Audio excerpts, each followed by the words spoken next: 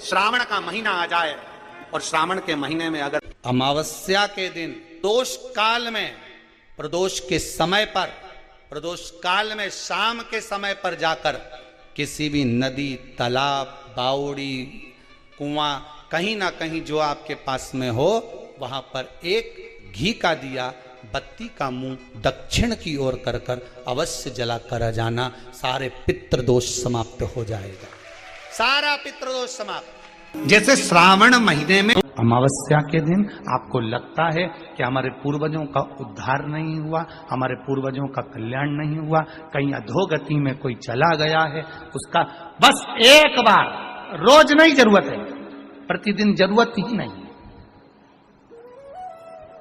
महीने में एक बार अगर अमावस्या के दिन भी आपने चंदन के थोड़ा सा चंदन अगर मेरे देवाधिदेव महादेव को 7 स्थान पर समर्पित किया है। अशोक यहाँ पर वर्णन कर रही है, मैना, धन्य और कला की कथा कर रही है।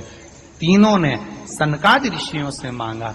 चंदन भगवान को अति प्रिय होता है और चंदन ही एक ऐसा होता है जो पितरों को भी प्रिय होता है, जिसका स्पर्श मात्र लगने से पूर्वजों का कल्याण हो जाता है। वो चंदन का 7 स्थान शिवलिंग के बताए हैं, जहां पर भूल से भी अगर कोई चंदन की उंगलियां लगा देता है, 7 स्थान ऐसे हैं जहां चंदन की मात्र उंगलियां लगा देने से ही शिव पितृलोक के पितरों को मुक्ति प्रदान करके बैकुंठ लोक का निवास दे गए। 7 स्थान, और वो 7 स्थान जो चंदन के बताए गए हैं, पहला भगवान देवाधिदेव महादेव के शिवलिंग पर चंदन का लेपन। समझ लेना जरा बहुत अच्छे से।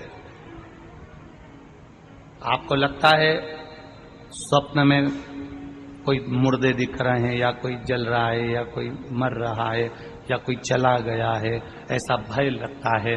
बच्चों को मानी भेजूंगी ऐसा हो जाएगा, पति को मानी भेजूंगी ऐसा हो जाएगा, कोई हमारे कोई गलत तो नहीं कर रहा है, आपको लगता है। 7 स्थान चंदन के बताएं महाराज। पहला शिवलिंग, दूसरा जहां गणेश जी का स्थान है, मालूम है ना सबको, जम के बोलो जरा, मालूम है ना सबको, जहां गणेश जी का स्थान है वहां अलग से गणेश जी बैठे, वहां नहीं। शिवलिंग में जलाधारी के ठीक सामने राइट में गणेश, लेफ्ट में कार्तिकेय, बीच में अशोक सुंदरी। तो पहला चंदन बाबा के शिवलिंग पर, दूसरा गणेश जी पर चंदन की उंगली, तीसरा षडानंद कार्तिकेय पर चंदन की उंगली, चौथा अशोक सुंदरी पर चंदन की उंगली, पांचवा जलाधारी पर चंदन की उंगली, छठा जो शिवलिंग का जल बह रहा है इसके ठीक विपरीत की ओर चंदन की उंगली, और 7वां चंदन नंदी के मस्तक के ऊपर जो 2 सींग लगे रहते हैं उस पर चंदन की उंगली। ये कब लगाई जाती है? या तो अमावस्या के दिन आपको लगता है कि हमारे पूर्वजों का उद्धार नहीं हुआ, हमारे पूर्वजों का कल्याण नहीं हुआ, कहीं अधोगति में कोई चला गया है, उसका बस एक बार, रोज नहीं जरूरत है, प्रतिदिन जरूरत ही नहीं, महीने में एक बार अगर अमावस्या के दिन भी आपने चंदन के थोड़ा सा चंदन अगर मेरे देवाधिदेव महादेव को 7 स्थान पर समर्पित किया है। अशोक यहाँ पर वर्णन कर रही है, मैना, धन्य और कला की कथा कर रही है। तीनों ने सनकादि ऋषियों से मांगा। चंदन भगवान को अति प्रिय होता है और चंदन ही एक ऐसा होता है जो पितरों को भी प्रिय होता है, जिसका स्पर्श मात्र लगने से पूर्वजों का कल्याण हो जाता है। वो चंदन का। आपके घर में पितृदोष है, आपको ऐसा महसूस होता है, आपको लगता है, तो किसी भी नवरात्रि के पहले जो अमावस्या पड़ती है, मान लो अपन अमावस्या पड़ी, आप अंदाजा लगाइए, तो जिस दिन अमावस्या रहे उस दिन चावल की कटोरी में एक कपूर का टुकड़ा रख दीजिए महाराज, छोटा सा, और कपूर का टुकड़ा रखकर उस कपूर को दरवाजे के बाहर कटोरी में ही चावल रखी हुई कटोरी में ही उसको पितरों का स्मरण कर कर जला दीजिए। और जलाने के बाद उस चावल को कहीं भी किसी भी वृक्ष की छांव में पक्षियों के लिए डाल दीजिए। शिव महापुराण की कथा कहती है, अगर मान लो पितृ आपको कष्ट दे रहे हैं, पितृ आपको तकलीफ दे रहे हैं, कोई काम नहीं होने दे रहे हैं, या कहीं आपको ऐसा लगता है कि पितरों का दोष है, तो वो पितृ दोष देवी, अब ये जो आप करेंगे ये कब कर रहे हैं? अमावस्या के दिन आप उसको रख रहे हैं। अमावस्या के दिन उसको रखकर रात भर आपने रखा कपूर के साथ में, सुबह एकम पड़ गई, नवरात्रि लग गई, उसी दिन उसको जलाकर आपने पटक दिया। अर्थात उससे देवी और पितृ इन दोनों का आशीर्वाद जो प्राप्त होता है, तो घर में से पितृदोष समाप्त होकर लक्ष्मी की वृद्धि प्रारंभ हो जाती है, कार्य में सिद्धता आ जाती है। मान लो अगर पितृदोष है तो करो, नहीं है बड़े अलमस्ती से रहो, तो ये पितृदोष का स्मरण। तो यहाँ शास्त्र कह रहा है कि पितरों का जो लोक होता है, पितर जो लोक होता है, उस पितृलोक में 64 योगिनियां प्रवेश नहीं करती। शिव महापुराण कर रही है, शंकर की कथा कर रही है। एक छोटा सा उपाय अवश्य करिएगा। मान लो आपको लग रहा है कि आपके घर में पितृदोष है, आपको ऐसा महसूस होता है, अमावस्या पड़ती है, चावल की कटोरी में एक कपूर का टुकड़ा रख दीजिए, मां छोटा सा, और कपूर का टुकड़ा रखकर उस कपूर को दरवाजे के बाहर कटोरी में ही, चावल रखी हुई कटोरी में ही उसको पितरों का स्मरण कर कर जला दीजिए। और जलाने के बाद उस चावल को कहीं भी किसी भी वृक्ष की छांव में पक्षियों के लिए डाल दीजिए। शिव महापुराण की कथा कहती है, अगर मान लो पितृ आपको कष्ट दे रहे हैं, पितृ आपको तकलीफ दे रहे हैं, कोई काम नहीं होने दे रहे हैं, या कहीं आपको ऐसा लगता है कि पितरों का दोष है, तो वो पितृ दोष देवी, अब ये जो आप करेंगे ये कब कर रहे हैं? अमावस्या के दिन आप उसको रख रहे हैं। अमावस्या के दिन उसको रखकर रात भर आपने रखा कपूर के साथ में, सुबह एकम पड़ गई, उसी दिन उसको जलाकर आपने पटक दिया। अर्थात उससे देवी और पितृ इन दोनों का आशीर्वाद जो प्राप्त होता है, तो घर में से पितृदोष समाप्त होकर लक्ष्मी की वृद्धि प्रारंभ हो जाती है। अमावस्या के दिन प्रदोष काल में, प्रदोष के समय पर, प्रदोष काल में शाम के समय पर जाकर किसी भी नदी, तालाब, बावड़ी, कुआं, कहीं ना कहीं जो आपके पास में हो, वहां पर एक घी का दिया, बत्ती का मुंह दक्षिण की ओर कर कर अवश्य जला कर जाना, सारे पितृ दोष समाप्त हो जाएगा। अगर नदी, तालाब, बावड़ी, कुआं नहीं है तो पीपल का वृक्ष हो या बेलपत्री का वृक्ष हो या बट का वृक्ष हो, उसके नीचे लगा दो प्रदोष काल में। पर अमावस्या के दिन लगाएं जरूर। क्यों? क्योंकि अमावस्या 16 दिन तक पितृ मृत्यु लोक में आने के बाद में भोजन ग्रहण करते हैं। अमावस्या के दिन पितृ शाम के समय प्रदोष काल में शंकर भगवान का नाम जाप कर कर नदी, तालाब, बावड़ी पर पानी पीने जाते हैं।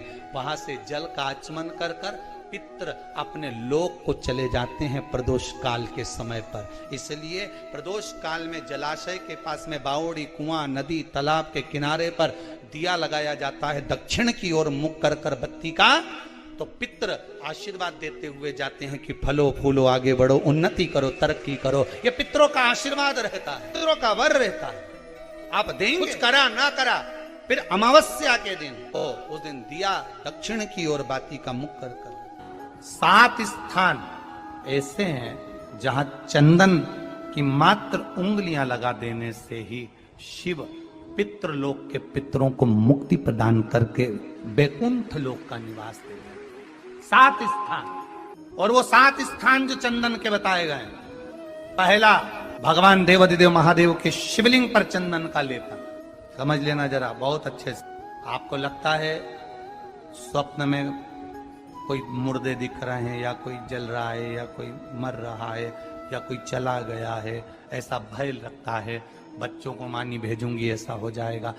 जिनके यहाँ पितृदोष होता है, काल सर्प दोष होता है, वास्तु दोष होता है, उनको ज्यादा कुछ नहीं करना होना। महाराज एक बेल का फल लीजिए, उसके अंदर का जो गुर्दा होता है, अंदर का जो भाग होता है, उसको निकाल लीजिए, और उस बेल के फल में आटा सेक कर उसमें शक्कर मिलाकर उसको उसके अंदर भर लें। अमावस्या के दिन सुबह 10 बजे से पहले उसको अपने घर में घुमाने के बाद में जिसको काल सर्प दोष बताया है, पितृदोष बताया है या वास्तु दोष का स्मरण बताया है, घर में सब दूर घुमाकर अपने परिवार का हाथ का स्पर्श कराकर पीपल के पेड़ के नीचे तक खड्डा खोदकर उस बेलपत्र के उस फल को दाब दीजिए। महाराज केवल एक अमावस्या करना रहता है, पितरों के दोष से मुक्ति मिलती है और हमारे घर के कार्य सफल होना प्रारंभ हो जाता है। पति को मानी भेजूंगी ऐसा हो जाएगा, कोई हमारे कोई गलत तो नहीं कर रहा है। आपको लगता है 7 स्थान चंदन के बताएं, बाबा के शिवलिंग पर, दूसरा गणेश जी पर चंदन की उंगली, तीसरा षडानंद कार्तिकेय पर चंदन की उंगली, चौथा अशोक सुंदरी पर चंदन की उंगली, पांचवा जलाधारी पर चंदन की उंगली, छठा जो शिवलिंग का जल बह रहा है इसके ठीक विपरीत की ओर चंदन की उंगली, और 7वां चंदन नंदी के मस्तक के ऊपर जो 2 सींग लगे रहते हैं उस पर चंदन की उंगली। ये कब लगाई जाती है? या तो अमावस्या के दिन आपको लगता है कि हमारे पूर्वजों का उद्धार नहीं हुआ, हमारे पूर्वजों का कल्याण नहीं हुआ, कहीं अधोगति में कोई चला गया है, उसका बस एक बार, रोज नहीं जरूरत है, 4 दिन दुकान अच्छी चले, बाकी के समय बैठना पड़े, समझ लेना पितृदोष। घर में बच्चे चिड़चिड़े हो जाए, गलत संगति में डूब जाए, समझ लो चिड़चिड़ हो रहे हैं, पितृदोष। घर के बच्चे माता पिता का आदर न करें, सम्मान न करें, तेज आवाज में बात करें, समझ लो पितृदोष। पितृदोष मालूम पड़े। और इतने से भी अगर आप नहीं समझ सकते, परिवार का कोई एक व्यक्ति जब जब भोजन करने बैठे तब तब उसकी थाली में बाल आए, भले वो होटल में खाए तो भी बाल आ जाए, वो कहीं खाना खा रहा है तो बाल आ जाए। 8-15 दिन में, 4 दिन में, 3 दिन में, 2 दिन में, 6 दिन में आपकी थाली के भोजन में अगर बाल निकल रहा है, केश निकल रहा है, समझ लेना कि पितृ आपसे कुछ मांग रहे हैं, पितृ आपसे कुछ चाहते हैं। महाराज एक बेल का फल लीजिए। क्या लेना है? बेल का फल, बेलपत्री का जो फल होता है उसको ले लो, उसके अंदर का जो गुर्दा होता है, अंदर का जो भाग होता है उसको निकाल लीजिए और उस बेल के फल में आटा सेक कर उसमें शक्कर मिलाकर उसको के अंदर भर लीजिए।